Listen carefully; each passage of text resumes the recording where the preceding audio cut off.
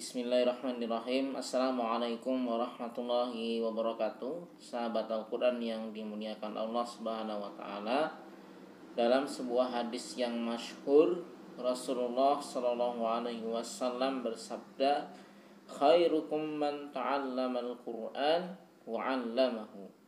Sebaik-baik di antara kalian atau orang yang paling baik di antara kalian adalah mereka yang belajar Al-Quran dan mengajarkannya. Jadi kita punya kewajiban untuk belajar Al-Quran dan juga mengajarkan Al-Quran apabila kita ingin menjadi manusia terbaik menurut Rasulullah SAW. Nah, pada kesempatan kali ini saya akan membahas 10 hal yang harus diperhatikan oleh seorang pengajar Al-Quran. Karena mengajar Al-Quran merupakan satu bagian dari syarat untuk menjadi seorang yang paling baik atau manusia terbaik sesuai yang digambarkan oleh Rasulullah SAW pada hadis yang saya bacakan tadi.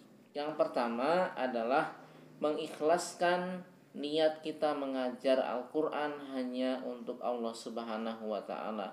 Ini sangat pokok sekali dan harus kita perhatikan pertama kali sebelum kita mulai mengajar Al-Quran. Kenapa?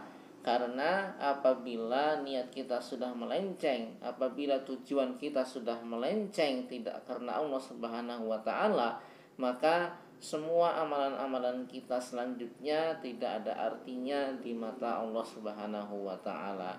Sebuah amalan kecil akan bernilai besar karena niatnya, dan begitu juga sebaliknya, sebuah amalan besar akan bernilai kecil bahkan tidak ada nilainya di mata Allah Subhanahu wa Ta'ala hanya karena niat yang salah. Dan yang kedua yang harus diperhatikan oleh seorang pengajar Al-Quran adalah tidak mengharapkan hasil duniawi. Nah, ini masih berkaitan dengan hal yang pertama tadi, yaitu masalah niat dan tujuan. Dan Allah Subhanahu wa Ta'ala sudah mengingatkan kita semuanya melalui firman-Nya, "Wa man kana yuridu harsad dunya nu'tihi minha wa ma lahu fil akhirati min nasib." Barang siapa yang menghendaki keuntungan di dunia, kami akan berikan kepadanya sebagian darinya, yaitu keuntungan dunia tersebut. Namun dia tidak akan mendapatkan bagian di akhirat. Al-Quran Surat Asy-Syura ayat ke-20.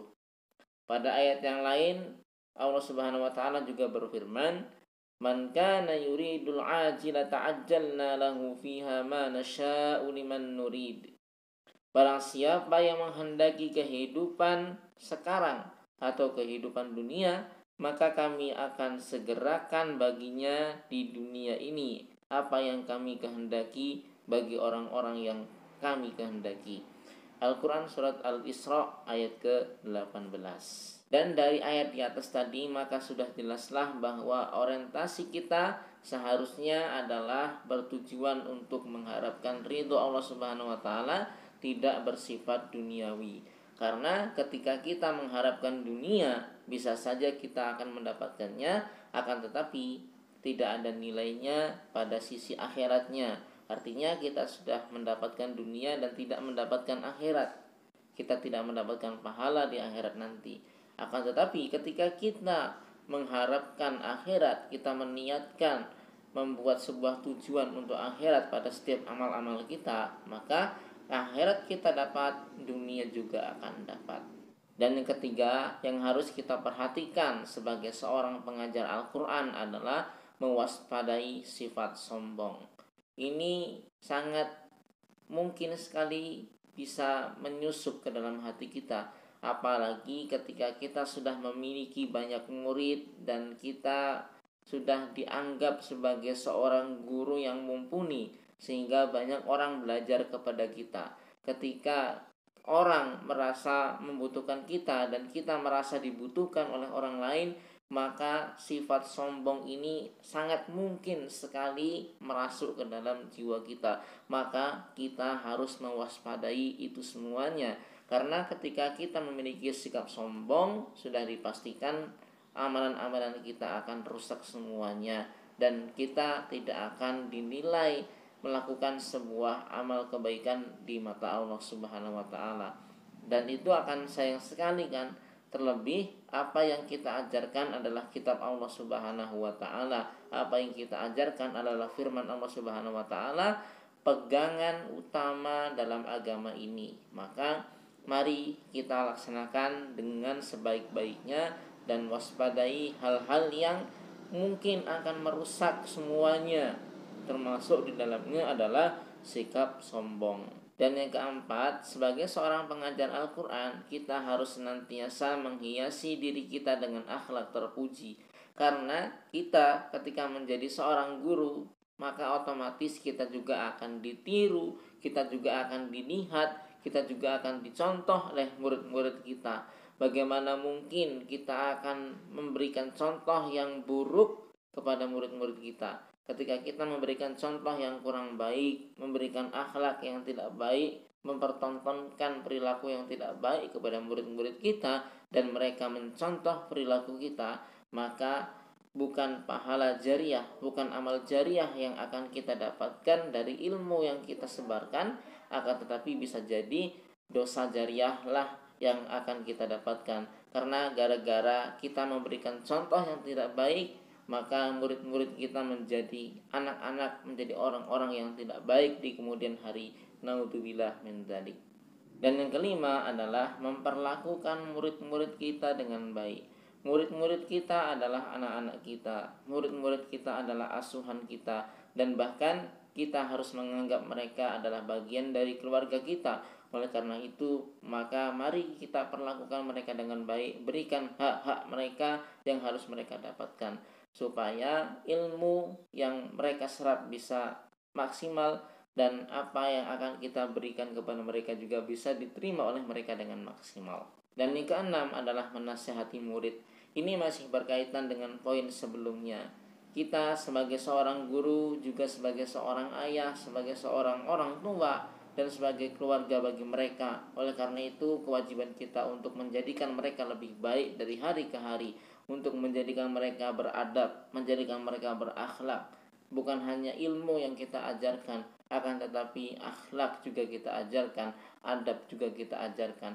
Oleh karena itu, ketika mereka melakukan sebuah kesalahan-kesalahan, maka kewajiban bagi kita sebagai seorang guru adalah menasihati mereka, supaya mereka bisa menjadi manusia-manusia yang terus lebih baik dari hari ke hari. Dan yang ketujuh adalah memperlakukan murid-murid kita dengan rendah hati. Perlakukanlah murid-murid kita dengan lemah lembut, dengan penuh kasih sayang, supaya ilmu yang mereka serap bisa maksimal, supaya ilmu yang kita berikan kepada mereka bisa barokah. Dan dengan kasih sayang kita, dengan kelembutan kita, mereka akan menjadi manusia-manusia yang berakhlak mulia, manusia-manusia yang penuh dengan adab, kesopanan, dan ilmu yang mereka terima menjadi ilmu yang barokah. Karena itulah tujuan utama kita, yaitu memberikan sebuah ilmu kepada murid-murid kita, ilmu yang bermanfaat, ilmu yang barokah dunia dan akhirat. Sehingga bukan hanya murid kita yang mendapatkan manfaat, akan tetapi kita juga akan mendapatkan amal jariah dari ilmu yang sudah kita sampaikan kepada murid-murid kita. Dan yang kedelapan adalah mendidik murid-murid kita bukan hanya pandai secara intelektual saja, akan tetapi beradab mulia dan berakhlak mulia. Karena tidak ada gunanya ilmu yang tinggi tanpa adanya adab. Tidak ada manfaatnya ilmu yang banyak tanpa adanya akhlak yang mulia yang melekat pada diri mereka. Bahkan para ulama mengatakan al-adab qabla al-ilmu. Adab itu lebih penting daripada ilmu. Maka di sini peran seorang guru sangat besar sekali untuk membentuk kepribadian mereka menjadi manusia-manusia yang beradab, manusia-manusia yang berakhlak mulia. Kemudian yang kesembilan adalah bersemangat mengajar. Bagaimana mungkin kita bisa menyampaikan ilmu kita dengan maksimal? Bagaimana mungkin murid-murid kita bisa belajar dengan semangat kalau gurunya tidak semangat?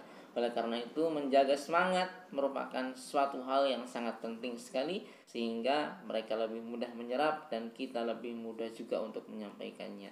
Dan yang terakhir adalah mendahulukan murid-murid yang datang terlebih dahulu.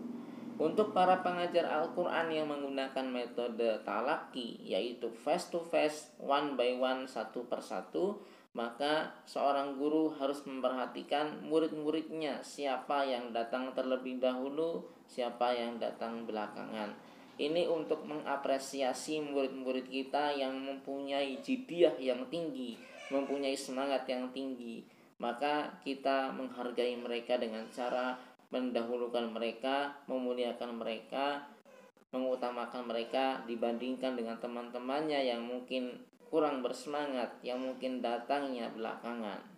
Maka mudah-mudahan dengan cara seperti itu semangat mereka akan semakin tinggi dari hari ke hari, dan yang lain yang belakangan datangnya akan termotivasi juga untuk bersemangat juga, sehingga semua murid kita akan menjadi murid-murid yang antusias, murid-murid yang bersemangat, yang gigih, punya jidyah yang tinggi untuk belajar Al-Quran. Itulah 10 hal yang perlu diperhatikan oleh seorang pengajar Al-Quran dan seorang guru pada umumnya. Sehingga mudah-mudahan dengan kita memperhatikan hal-hal di atas, proses belajar mengajar bisa berjalan dengan baik. Murid kita bisa menyerap ilmu dari kita dengan maksimal, kita juga bisa menyampaikan ilmu dengan maksimal juga, sehingga hasilnya adalah ilmu yang bermanfaat, ilmu yang barokah, ilmu yang bisa memberikan petunjuk untuk kita semuanya di dunia dan akhirat. Mudah-mudahan video ini bisa bermanfaat untuk kita semuanya. Jika Anda punya pertanyaan seputar Al-Quran, silakan sampaikan di kolom komentar di bawah. Dan kita bertemu lagi di video selanjutnya. Assalamualaikum warahmatullahi wabarakatuh.